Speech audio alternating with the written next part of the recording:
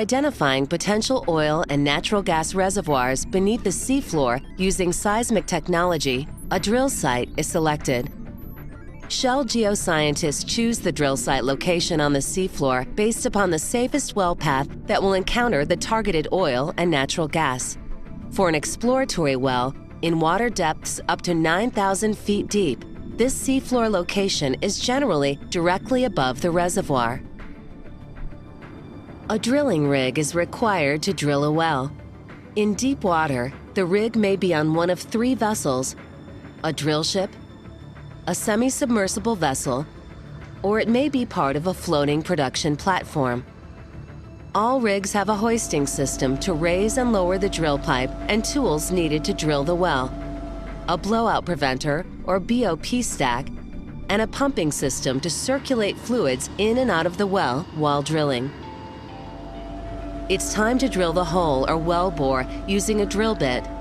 This initial step is called spudding in the well. The shallow sediments just below the seafloor are often very soft and loose. To keep the well from caving in and carry the weight of the wellhead, a large diameter base pipe or casing is drilled or jetted into place. The base pipe is assembled at the rig floor, and a drill bit connected to a drill pipe is run through the inside to the bottom of the casing. The entire assembly is lowered to the seafloor by the rig hoist. At the seafloor, the driller spuds the assembly into the seafloor sediments, then turns on the pump. Water or a drill fluid is used to jet the pipe into place until the wellhead is just above the seafloor. With the base pipe and wellhead at the right depth, the driller will release the bit and drill string from the jet pipe and drill ahead. While the well bore is being drilled, mud is pumped from the surface down through the inside of the drill pipe. The mud passes through the jets in the drill bit and travels back to the seafloor through the space between the drill bit and the walls of the hole.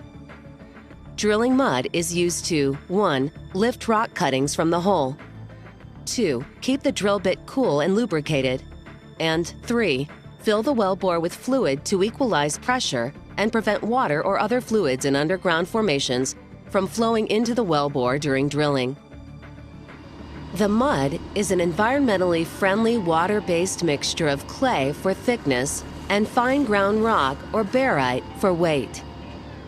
At the planned depth, the driller will stop drilling and pull the bit out of the hole. A smaller pipe or casing string is then screwed together, connected to the drill pipe, and run down to the seafloor and into the well. To permanently secure the casing in place, cement, followed by mud, is then pumped down the inside of the drill pipe.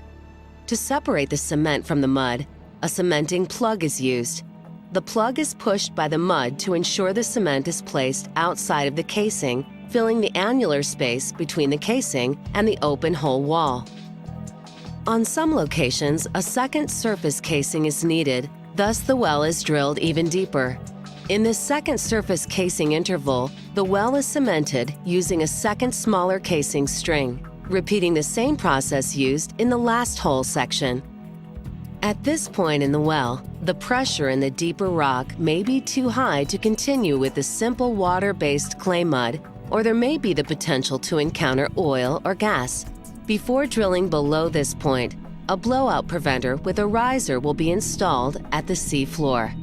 The BOP stack is a massive system of valves and rams that protect the rig and environment from oil and gas flows should the weight of the drilling mud be too low. The BOP stack is connected to a pipe called a riser. The riser connects the rig to the well and allows us to circulate the drilling fluid and rock cuttings all the way back to the rig on the surface. The BOP stack is fully tested before we drill further. Drilling now resumes with the drill bit and drill pipe always operating through the BOP stack.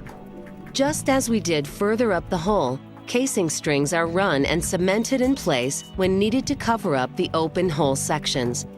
When the oil and gas zones targeted by the geologists are reached and the presence of an oil or gas zone is proven, a final casing string may be installed if the seafloor location is favorable for future development. This final casing string allows for the future safe production of the oil and natural gas.